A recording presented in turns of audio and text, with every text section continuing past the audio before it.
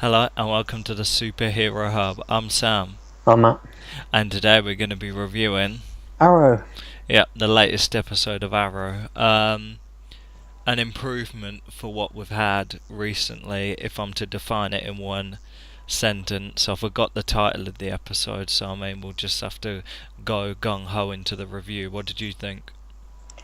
Yeah, I thought it was an improvement, like you said. I think finally revealing who Prometheus was in the last episode, now we can start to move the story forward, including with Talia al Ghul, whose appearances earlier were confusing.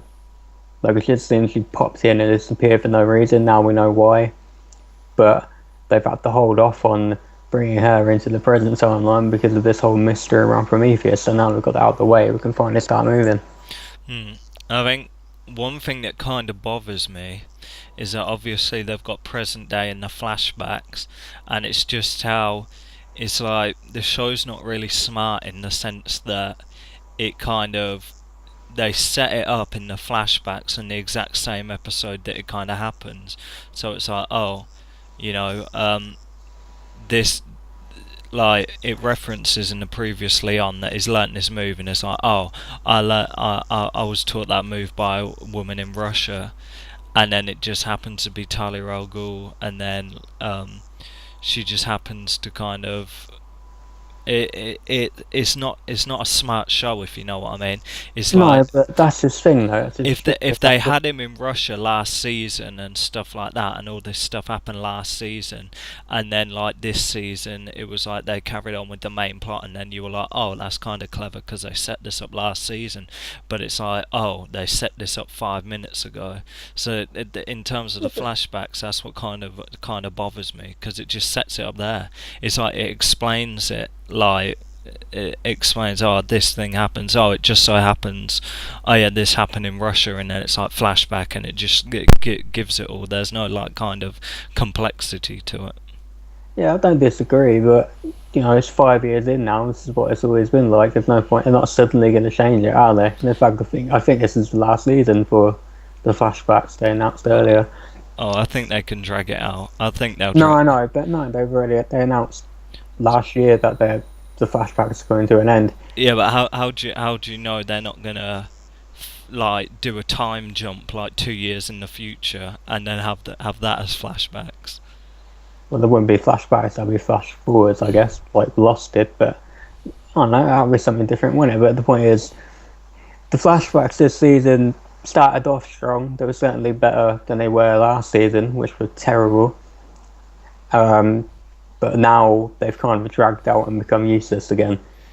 Yeah, it's like I don't really care about the Bratva. I mean, I guess Anatola's okay, but to be kind of, he's not really a dominant character, you know what I mean? So basically, Oliver goes to a sanctuary to go and find Talia, and then it's all like, ah, I didn't happen to mention my full name. It's Talia al Ghul, and it was just like I'm whatever. calling bullshit on that.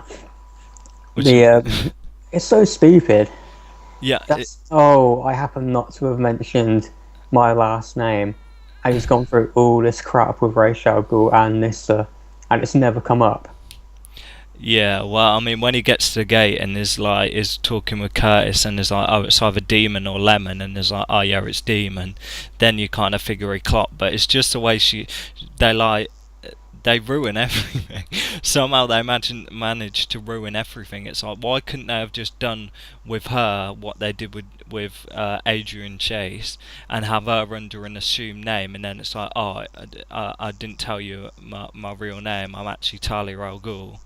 Duh, duh, duh. That would have been like a decent, but just the fact she says it, and it's just like it's just staring at her, and I'm just thinking, well, whatever. It's so anticlimactic that they kind of they always give the game away seconds before like there's like meant to be a big thing going on, and it just makes you think, oh, whatever.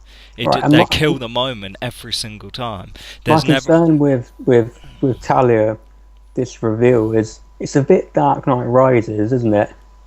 Where No, Bane. because at least they had a fake name. At least they gave No, her no, a no, fake no, name. that's not what I mean. Because, and it was obvious in that movie as well. But throughout that film, Bane was a badass until suddenly the reveal happens way too late, and then he becomes a bit of a henchman. Yeah. Hasn't the same thing that's kind of happened with Prometheus now? Yeah. He's gone from being this brutal dude who's systematically ruining Oliver's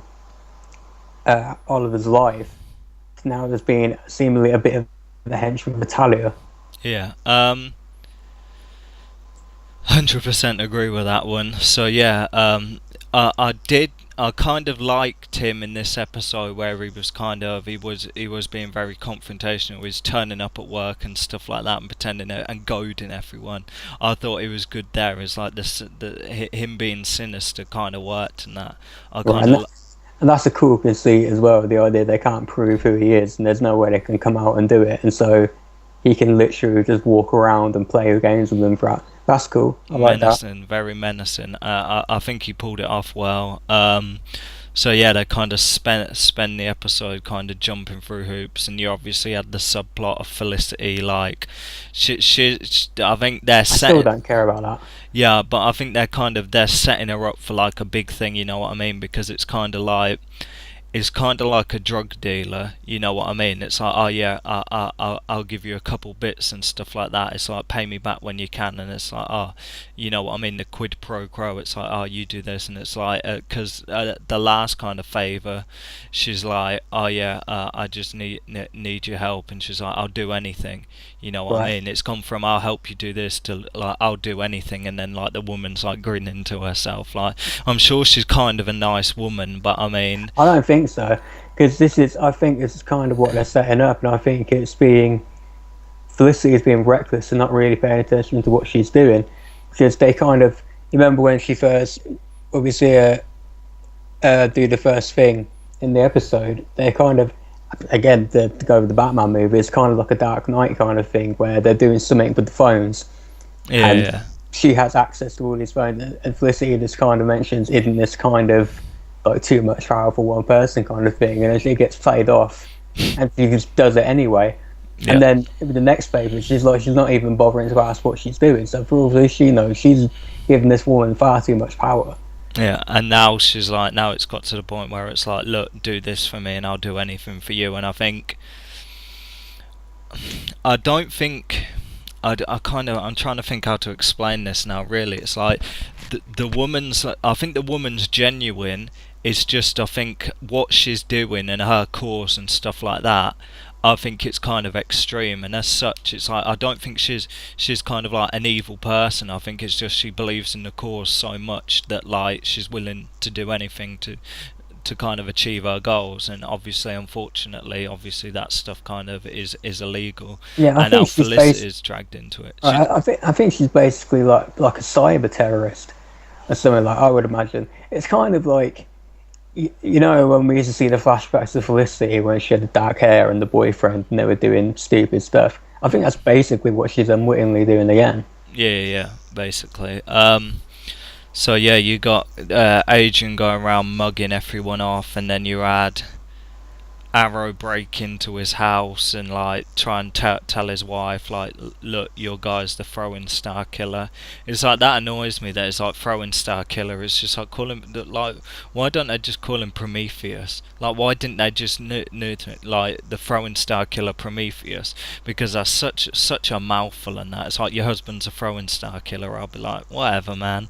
So yeah, he tries to convince her, she's not having it. So then obviously the police swarm, and that's put him in a position now where he's had to come out and be like, look, Green Arrow's got 24 hours to give himself up, or you know, or it's going to be a shoot on sight thing. I think Talia could, you've got to kind of look at it that like Talia's the main villain of the season, but they've kind of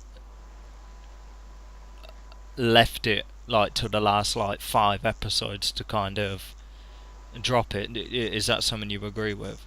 No, yeah, she's basically, that is Dark Knight Rises. It's like the end of that movie. They left it too damn late to reveal who she was, and then the impact was taken. Yeah, because I think she's such a prominent character that even though Prometheus has been doing stuff all season, it only takes her to kind of pop up in one episode to kind of take the reins and be like, really, this is kind of, I've manipulated him into kind of doing what I need to be done. Even though I don't see why makes him seem lame. Yeah, which I don't see why she wouldn't just go after Oliver Queen herself, like without a lackey, and just do him in. Personally, all through the episode, I was thinking to myself, I hope like Nyssa comes back and there's like a sister fight off. I could do without that. Yeah, I think that'd be pretty good. I don't I know what. don't, I don't know why. I think it'll be. I think it'll look pretty cool. Because I mean, like, I'm interested what their relationship is. I mean, the problem is they've kind of ruined her a little bit. So I mean, maybe I'm looking for some depth or something like that. But I know. I think that'll be decent. The two Argul sisters fighting. I was never big on this personally. I don't really see the point. I don't think she even fits on the show anymore. No. Well, I mean, yeah, he can like because he's gonna need help, right? He's gonna need to call in. You see, but it's like, you know, Ra's al Ghul's dead and Sarah's on a different show. I don't see the point. I think she's from a bygone era on the show, and she's too much a reminder of a time where it got away from itself with all this mystical crap. I mean, you had Curtis Holt. I mean, switching on to other things, you had Mr. Terrific, like doing his T-spheres now. What's your opinion on that? That's alright. I'd rather him do that than do the fighting. That's what I mean. I never really bought the fighting thing, but if he's there doing the backup, using the spheres to help people, cool. See, that's what that's what I said in like a previous review. It's like instead of benching him, have him there. If you don't want him to do fighting, just have him let the T-spheres do all the stuff. So I mean, I think that's what they've kind of done. But now with kind of Felicity pretty much out the picture, because she only really popped up with Team Arrow, like just to be like, look, I'm onto something here, and then disappear again. So she kind of featured not very much and stuff like that.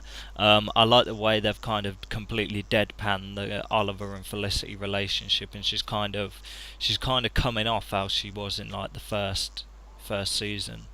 So that's positive, I guess. No kind of messing about, floundering. I mean, yeah, they go and confront. Well, obviously the majority of the episode is them trying to find the girlfriend. They finally get to this place. I don't know what the place is, but it looks kind of stately. They get in there, and then there's like heat signatures, their bombs, blah blah blah, gets trapped. You know what I mean? But they're gonna get saved. Prometheus and Oliver face off. He saves the girl. They end up facing off, and the fight was good, I guess. It was kind of. I think it was interesting, like that Oliver did kind of fight dirty and bring the wife along, and be like, "Yo, we're gonna play the same tricks he's doing." If I was him, I would have got the mum and the flipping and the wife. I'd have got both of them and had them both there. But like, obvious. Well, the mum already knew, didn't she? I don't think she would have gone, but the wife. The point was, yeah, just to been like, "I'm gonna pop you." I'd be like, "If you don't give it up, I'm gonna shoot your mum." Yeah, he's not going to do that, no. That's a step too far. I would. So anyway. That's why you're not a superhero, dummy. But I could be a vigilante. I figured the wife would be dead for the moment I saw her. I knew she was going to get stabbed. I just knew as soon as she was getting like, why would they let her just walk up to him and stuff like that? Because the idea, and I get the idea. The idea is that she's his weakness, and she'll make him break. No. It's the plot. I didn't think that for 1 second. I think it's neither did I. I didn't buy it either. But to be fair, it's a plot that has been used a lot. Sometimes you bring a villain down by bringing their weakness, their wife, their kid, whatever it may be. But this show just took a different route and had him murder his wife. Yeah. Well, I don't think she's dead yet. She's dead. She died. They mentioned that. I didn't show it on screen, but they mentioned in passing that she died en route to the hospital. Oh Jesus Christ. That's completely batty. Yeah, it was obvious. I mean, I knew for 1 second. I knew there's no way for 1 second the ploy was going to work. Knew she was going to get killed. Called she was going to get stabbed. Even I was like, she's too close. She's just going to stab her. This is going to be like jokes. So yeah, Talia ends up coming in, tranquilizing him, and then he kind of wakes up in like somewhere with windows, and then I guess they're gonna do whatever with him. It's kind of like in the season 1 finale with penultimate episode where Malcolm Merlin like ties him up, and then like the first couple minutes is him like flipping upside down and breaking out. So I mean, she comes in and says, "I never taught you how to escape from shackles," but now I'm sitting there thinking, I swear in season 1 he escaped from like the shackles, Malcolm Merlin's one. So I figure, are they going to do that and literally do a carbon copy of that episode where like the start of the next one is him just breaking out of the shackles and walking out? You know what I mean? It's probably. I wouldn't be surprised. Well, no, I doubt it, but I suppose the difference between now and then is now he's got a whole blooming team to help him out. Yeah, but I'm intrigued what they're going to do with the next episode, right? So he's there, so what are they going to do? They're just going to browbeat him. I mean, a cool concept could be like them dismantling the team one by one while he's stuck there, but I mean, that wouldn't really be much of a challenge, because you got to think that Talia could just batter them all, like, by herself. Well, maybe, but we don't really know. We don't know much about her, do we? We haven't shown them fleshed out. No. I mean, theoretically, but if she's using... I mean, I suppose the idea is she trained Oliver and Prometheus, kind of. Yeah, she taught him a couple more skills, but I mean, Oliver's been trained by the League of Assassins, so you think he'd be more adept. So yeah, literally speculation on the next episode. That's what I mean. Either he's going to break out, or what, they're just going to keep him there and browbeat him. I'll just be like, yo, just kill me already. I'm bored. So yeah, that was pretty much the whole of the episode. I mean, there's like what? I still think there's like 5 episodes left of the season, so I'm interested where they're kind of going to go from here. I think they need to knock off the whole mayor thing. I mean, yeah, it was okay for a season, but I mean, I think that was just like, right, we're stuck with stuff to do in between. Let's just make him the mayor so we can kind of do stuff. And it kind of worked because he had the interaction with the DA, because I mean, he wouldn't really be close to Adrian Chase if he was doing anything else. In terms of the flashbacks, whatever, but I mean...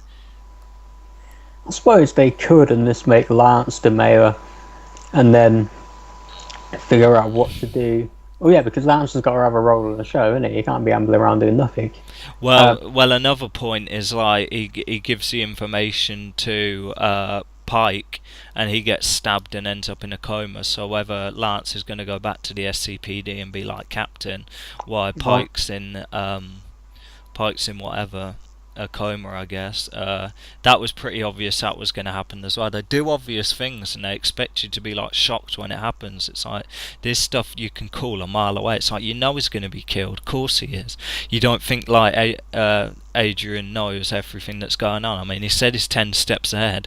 Oh no, I'm going to give him the incriminating file and think I can get away with it. I'm interested as well that they kind of revealed his real name to be Simon Morrison. It's like, but I don't really get the significance of that.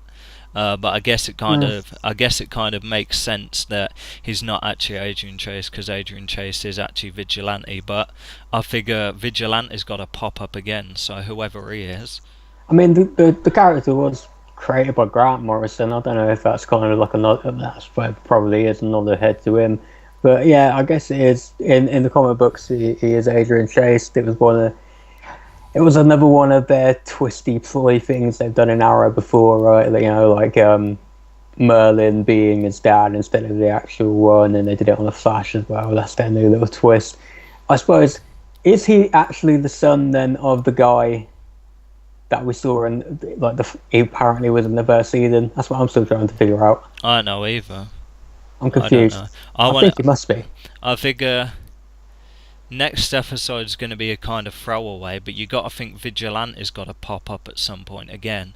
So, or are they just going to completely forget about him and then just have him pop up like every so often in like different seasons? Because I mean, they kind of introduced them together, but I mean, I don't see how they're kind of going to bring him in, because I mean, he got battered by Prometheus, so it's not like who's he going to oppose? Is it just going to be like Vigilante versus Green Arrow for the like 4th time this season? Because they'll team up.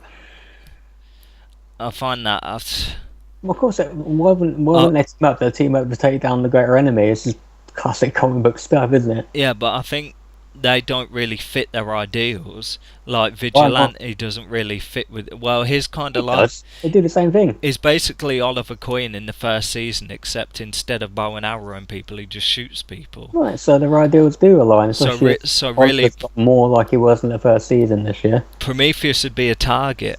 He wouldn't be an ally. He'd be a No, target. not Prometheus. His ally is Green Arrow. They will team up. Oh, Vigilante and Green Arrow. Yeah, What's make him into a good guy? yeah, well he is, isn't he? Anti-hero, he's kind of like a Punisher. Except, lame. I guess I thought you were going to say they're going to team up with Prometheus. I was No, like, that'd be stupid. He really threw him off a roof. Right, let's talk numbers. Oof, I'll give it an 8. I thought it was atmospheric. yeah, I will too. Best episode for age. Stronger than last week's episode. I hope I didn't give last week's episode like an 8.5. But yeah, stronger than last week's episode and probably the strongest of this half of the season. Yeah, I'll give it an 8. And to be honest, for my predictions, it's probably going to flop next episode, so it's probably going to be the best episode for like the next 2-3 ones to come. So yeah, I mean, the Russian flashbacks kind of didn't really go nowhere. Took the whole episode to kind of go nowhere. Yeah, now they can kind of rebuild the Bratva, but I mean, what, they shake hands and there's not really much left to do. They've got it's just grounded to a hole, isn't it? It was alright at first, but it's like they've got to take on Dolph Lundgren and yeah. I figure they've got that they're just going to have to go after him and deal with him. Whether Talia's going to feature in any more of the flashbacks, I guess so. I mean, if they're like hanging out together now, then I guess she'll probably feature in some more of the flashbacks. But whatever. Don't forget to like, share, subscribe. I'm Sam. I'm not. And this has been the Superhero Hub.